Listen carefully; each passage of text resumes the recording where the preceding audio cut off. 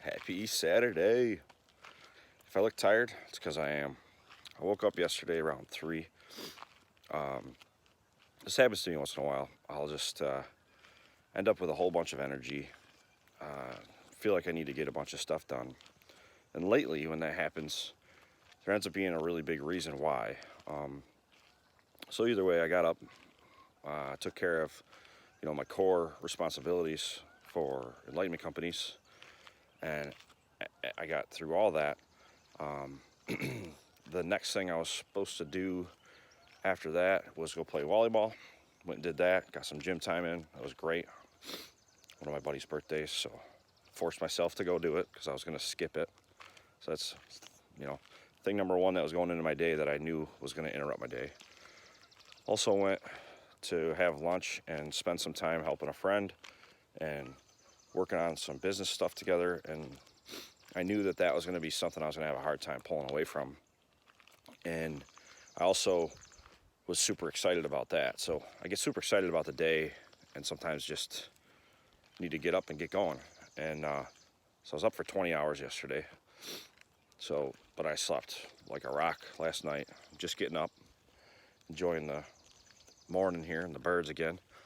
And, we're finishing up. We're way over time, which happens all the time over here at 10 minutes. We take something that would be in order to get the task at hand done or get the thing done or finish the conversation. You could do it in 15, 20 minutes. But in order to truly make an impact, truly make a change, or actually influence the situation at hand, or make a big decision, or help somebody get out of their comfort zone and grow, and in some cases, get somebody to believe in themselves, or get somebody to fix something that they've needed to fix for a long time and they just didn't know it, or opening up people's perspectives.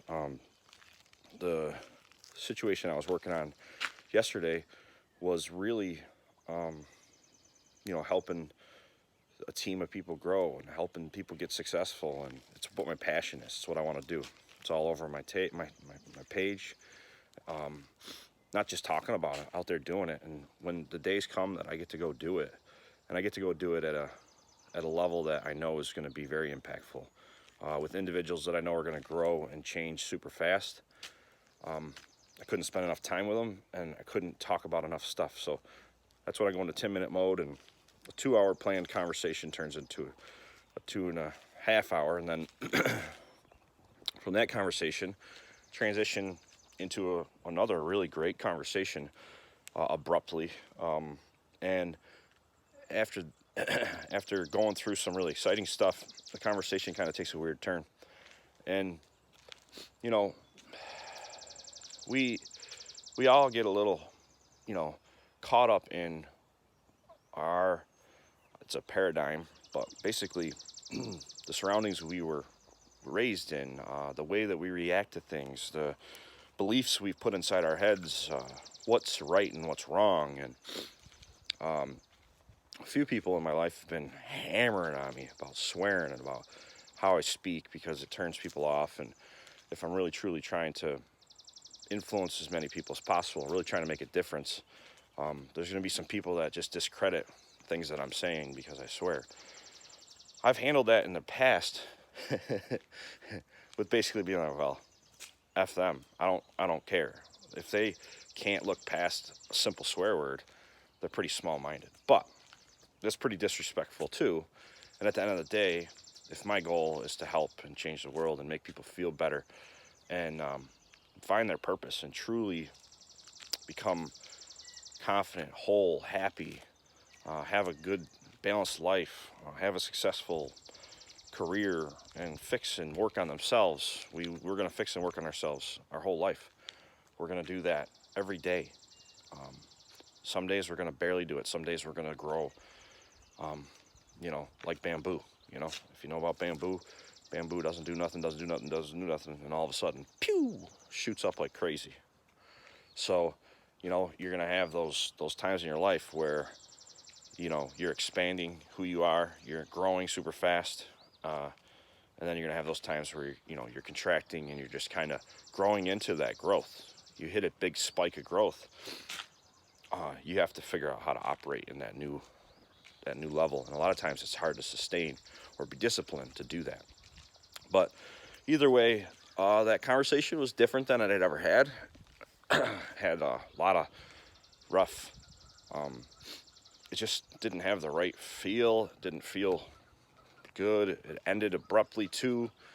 So then I had walked out on this conversation that was amazing to take care of someone that I care deeply about. Then I ended up not really having a good call there. And then we had some issues at Enlightenment that Brent was awesome, took care of, and I didn't have to deal with. But we had some email issues that were just really bad. But he serviced that as well as I would have. He stayed on top of it and got the same results I would have gotten. So there was no need for me to be worried or put that on my stress plate. So that was amazing. But either way, I turned all it off, tried to spend as much time with the kids as I could. Only got about, I'd say, 45 minutes, which is tough for me. Then followed up and had phone calls with a few more people afterwards to talk through some situations, and then also followed up and talked to the individual that we had a tough call. And I think that's one important thing is as we work through changing and growing and helping each other, we're going to have disagreements. We're going to be frustrated. We're going to do things and say things that we wish we hadn't. But what's important is that you clear the air, you get back at it. And my suggestion is you do that before anybody goes to sleep, before it gets a chance to really stick. So I had to get off the call because I got home, immediately texted the individual and said, hey, these are my thoughts. This is where I'm at. This is how I'm not happy that we had to end that call, but I needed to get off the call so I could spend time with my family.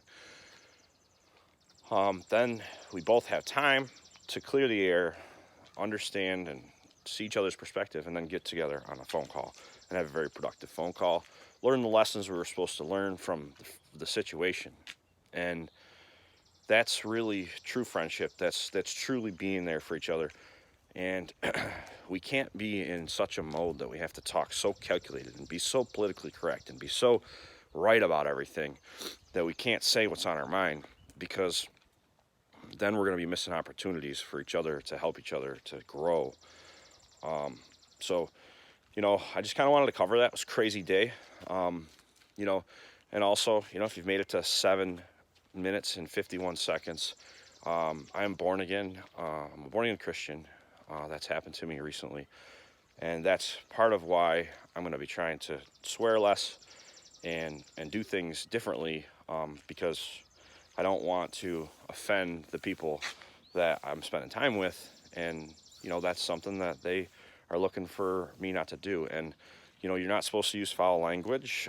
You can make a point and you can drive things home and you can accomplish more without the negative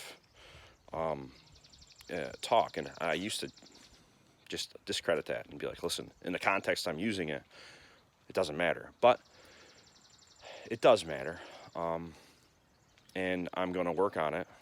And, we're going to do it for the bigger purpose of not losing out on influencing and helping people. So if I lose out on 20% of people or 50% of people in a certain group just because I threw a couple F-bombs out there, that's a real shame.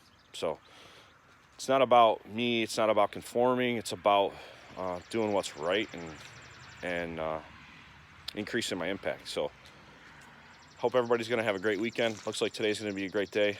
We're going to build an outdoor kitchen at the cabin. I got my brother Chucky and Benny going to be doing that with me. So I'm really looking forward to the day. Have a good day.